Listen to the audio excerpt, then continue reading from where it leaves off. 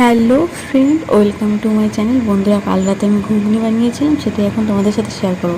দেখো, প্রেশার কুকারে সিদ্ধ করতে দিয়েছি, এত জল দিয়ে দিয়েছি জলটাই পুরো বেরিয়ে যাচ্ছে। এবার কড়াইতে তেল গরম করে তেজপাতা গোটা জিরে দিয়ে দেবো। এদিকে আমি প্রেশার কুকার থেকে মটর আলুটাও সিদ্ধ করে নামিয়ে নিয়েছি।